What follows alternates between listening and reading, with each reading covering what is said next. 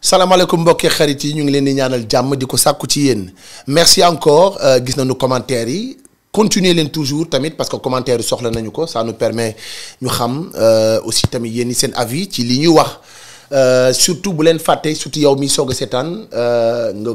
abonné wu waaye tamit nga activer cloche de notification bi lay permettre beneen yoon bu ñu dugalee vidéo nga mën a jot sa notification surtout tamit ñi nekk bitim réew merci on reçoit beaucoup de commentaires yoo xamante ne sax xalaatuñu woon ne dinañ ko jot li ñu bëgg waxtaane nag moom mooy tey jigéen ñi nga xam ni tey ñoom bu ñu jógul ci seen ay cas fa nu jëm du am ndox parce que y a un complexe qu'elles sont en train de créer. Elles sont en train de déranger. Elles sont en train de montrer une autre facette de la femme sénégalaise qui n'est pas la femme sénégalaise. xool leen vidéo yi xool leen image yi après ñu dellu si.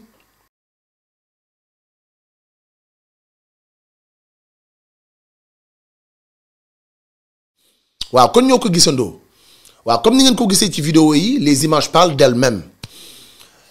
réseaux sociaux boo dugg muy TikTok. muy Instagram muy Twitter qu'est-ce qu'on voit du matin au soir xale bu góor bi takk xale bu jigéen li nga xamante ne tey ñun suñu bopp tey dañ ko doon dégg toll ci war ko def comme nit ñu ci yaree defatuñu ko.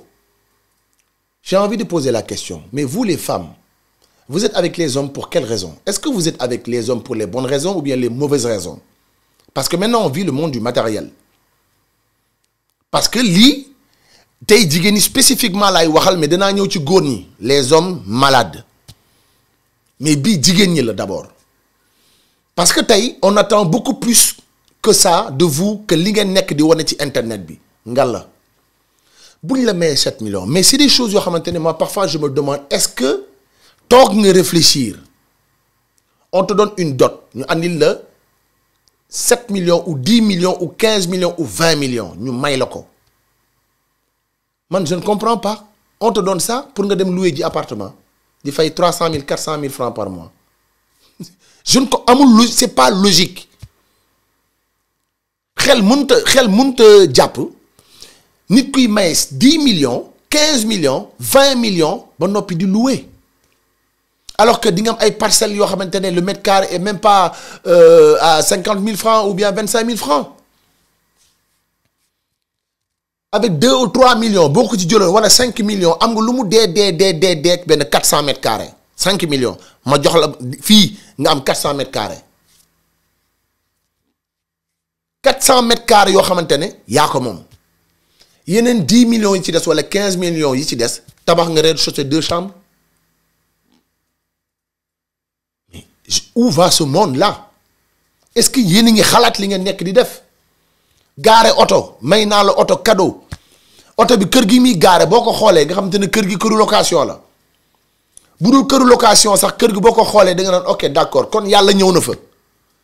mais bu yàlla ñëwee ci kër nag quand même je pense que ne yéen da ngeen war a génn ci situation bu de la manière la plus digne ah chérie da nga nar a may oto chérie ma am nga terrain. ah non amaguma kër ah chérie mais est-ce que du ñu jënd gum terrain loolu da ngeen ci war a toog waxtaan li ngeen di war a toog waxtaan la parce que comme vous êtes yéen ñaar yéen a war a ànd seen giiru dund waxtaane leen ko nga ne ko ah chérie mu ne la waaw bon danaa la may dot lii nga ne ko léegi chérie on va aller vite amagoo kër yii yëpp c'est bien beau d'accord man nga koy may mais may sëy nañ jéem a jëndi terrain. ngeen dem jëndi terrain 2 millions 3 millions 4 millions 5 millions ngeen jëndi seen benn terrain boo koy def ko sa turu jabar boobu sax la moom je préfère même nga jënd terrain 400 mètres carrés may ko sa jabar yeneen 10 millions yi des mooy li nga ko war a jëndee oto bii dot bi la oto bi nga ko jëndal te mu bokk toujours ci dot bi boo ko jëlee loo ca teg tabax nga 2 chambres. salon cuisine muy seen sutura nga am kër ëllëg bu yàlla weddee am nga foo xamante ne tu as un toit ce qu'on appelle un toit le mariage c'est un projet de vie mariage du ay caaxaan projet de vie la du ay wane ci internet beeg may nañ ma 3 millions may nañ ma 10 millions may nañ ma 15 millions d'accord buñ la ko mayee xam nga ñun fan la lay xaar nga sëy ba dee may na la 15 millions 20 millions ok yaa ko yellool yelloowul ëpp loolu mais sëyal ba dee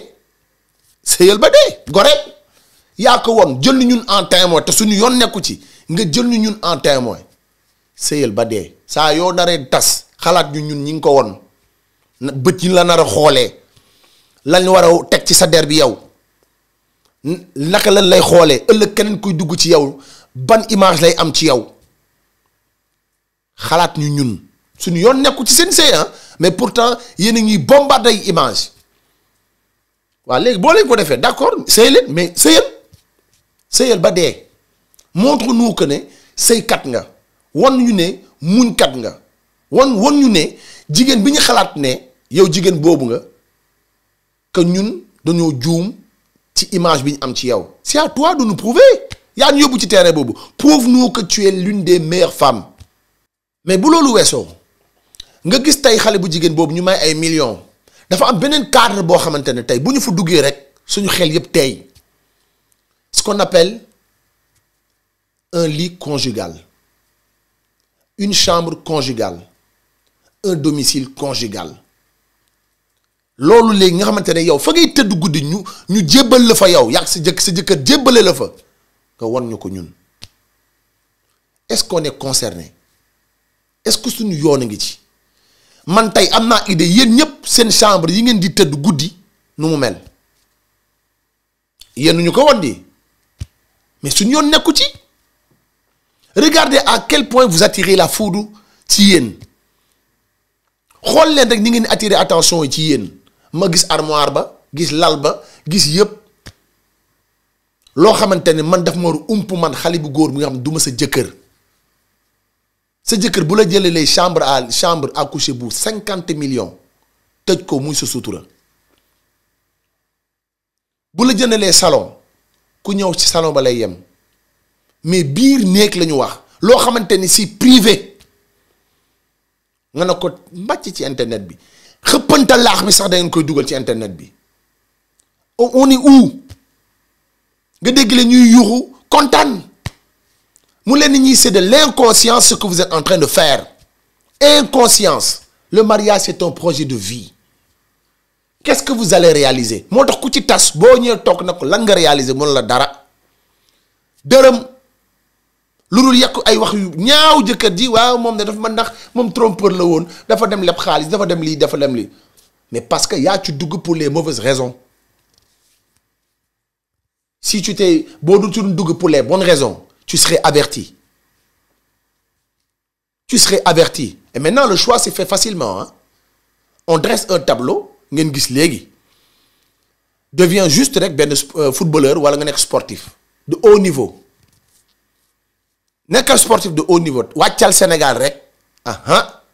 le casting se fait tout seul et à domicile après yow mi xale bu góor bi am xaalis parce que danaa ñëw ci góor yi bii vidéo jigéen ñi la mais danaa ñëw ci yéen parce que duma leen bàyyi parce que lu jig njaag yéenee njaag mais dañuy wax ak suñu jigéen ñi pour éveiller seen conscience ñu xam ne li ñu nekkee nii du dëggu du yoon ñi ngi tooñ ñi ngi lor seen bopp ñi ngi ciy gaañu parce qu'on attend beaucoup de vous société bu jigéen baaxee société ba baax bu jigéen bonee société ba fori mbalit mais xool leen lii yow mi nga xamante ne fa nga jëm c'est toute ta vie ça ne nous concerne pas ñun xam lan lañ am ci sa sëy comment il va ton mari ça va très bien bu la sa jëkkër tooñee sax nga statut ko su yéexee ñibbisi nga statut ko soo ko woowee jotoo ko nga capture statut ko mais on est où après vous vous posez la même question lu tax góor ñi takkatuñ mais évidemment que takkatuñu parce que léegi dootu mariage commerce la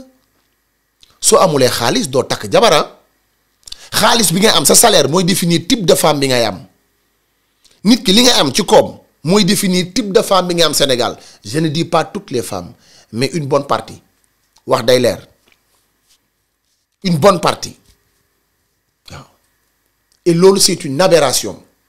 nga toll ci takk jabar bëgg takk jabar ñu ne lu du fi ndax li nga yor dafa tuuti dafa métti te pourtant ay gor pire la ñuy set wecc di liggéey di xëy di daan seen doole du ñu sàcc du ñu leb du ñu jël alalu jàmbur du ñu liwbal soxlawuñu alalu kenn seen ñàkk la ñuy dundee am 150 000 par mois waaw kooku dafa yellawul takk ci xale yu rafet yi nekk ci réew mi non kon xale yi nekk ci réew mi Sénégal ñi ci rafet baa doole yi moomuñu leen quoi je veux dire man je veux juste comprendre loolu rek bu ñu comprendre ne xale yu rafet yi nekk Sénégal les belles femmes soi-disant ñooñu baa doole yi moomuñu leen mais où va ce pays quoi où va ce pays soo amulee xaalis dégg mais moo waral insécurité bi am nii mais moo waral agression yi moo waral lépp li ngeen di gis nii actuellement parce que dafa am ay causes yu bari te causes yi bu ne danañ ci dugg mais tey dañuy taxaw pour jigéen ñi ñu xam ne li ñu nekk du dëgg du yoon yéen ngeen créer ay complexe seen moroom bu jigéen bu toll ci sëy ci buntu sëy mais kooku tey bu amee ku muy dox ànd xale lu góor gu mu gis ñu bëggante di dox ànd xale bu góor mi ne ko 150 000 la am salaire weer bu dee mu nangul ko ñu takk ko mu muur ko mu sëy ci faras yàlla sunnas Muhammad kenn yëgul dugalul photo kenn xamu ko mais elle a ce qu'on appelle le téléphone di dugg di gis seen ay TikTok seen ay Instagram seen ay Facebook jàpp ne loolu ngeen di dund c'est une réalité fekk ne c'est du dara du ci dëgg parce que seuls les tonneaux vides font du bruit hein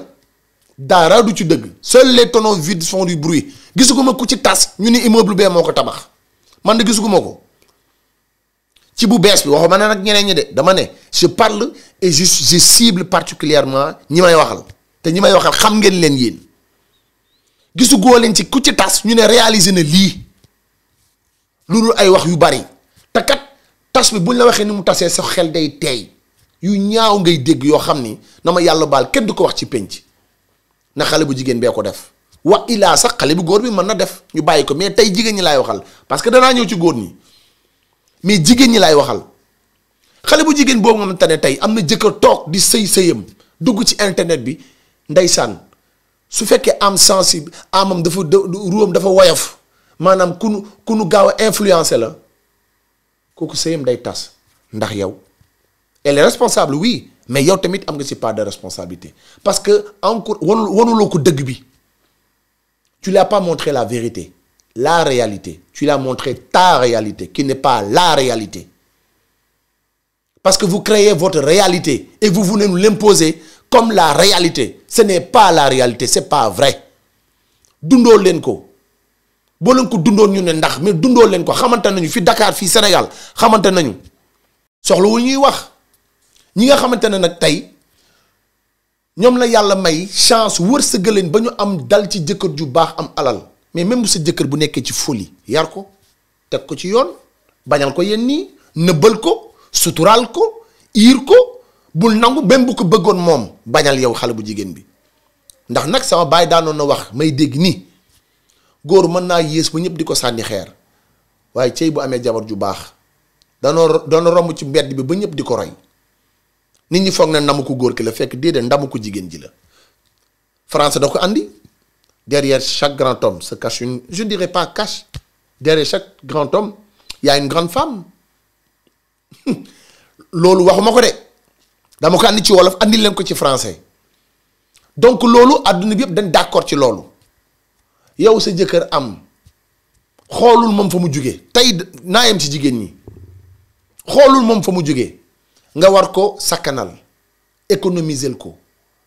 dugal ko ci ay projet yoo xamante ne ëllëg parce que carrière sportif lu gàtt la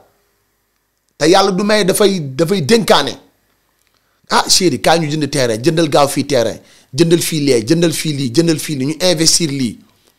man xam naa ci ay footballeurs yoo xamante ni billaahi ñu ngi gañ alal judul jeex xamoo leen déggoo leen seen jabari sax mosoo leen gis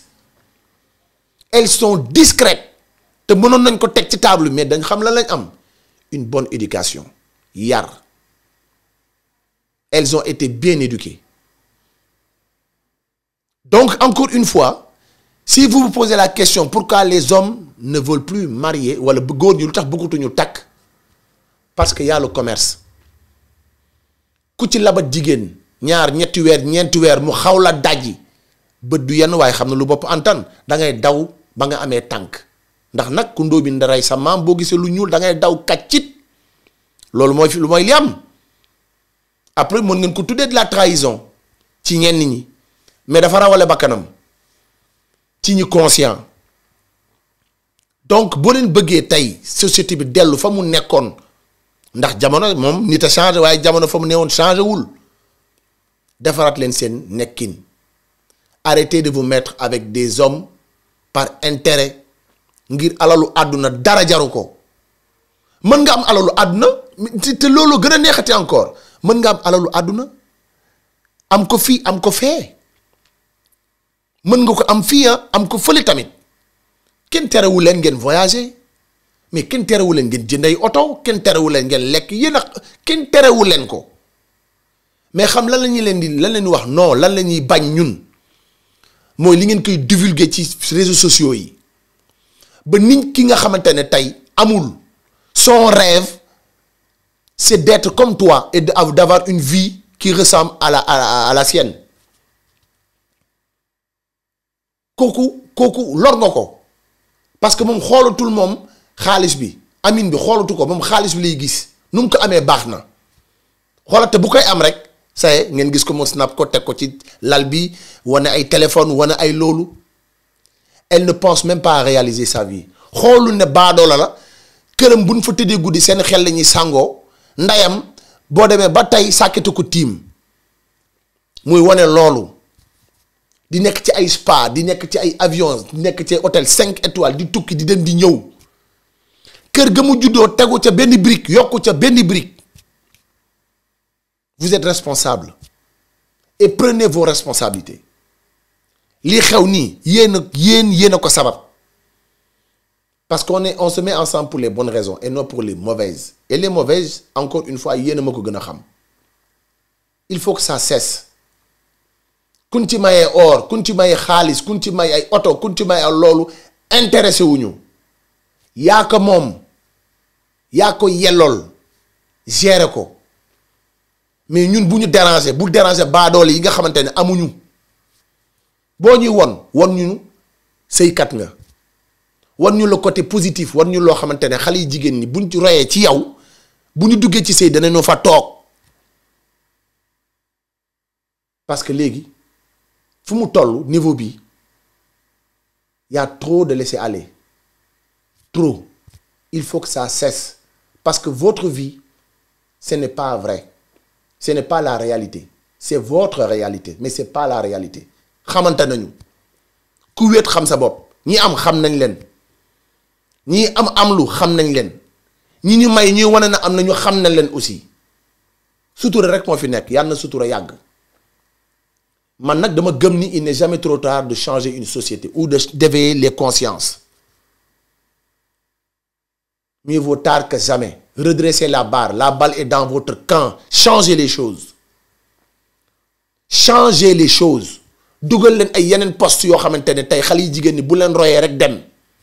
dugal leen ay poste yoo xamante ne xale yi jigéen ñi bu ñu royee duñu jël le mauvais côté dugal leen ay poste yoo xamante ne tey seen ay doom bu ñu màggee bu leen xoolee ñu wala ne seen ndey fi defoon lii du ñu rus dugal leen ay poste yoo xamante ne di ngeen éveiller ay conscience c'est là où on vous attend mais non pas le monde du matériel vivez le monde des idées.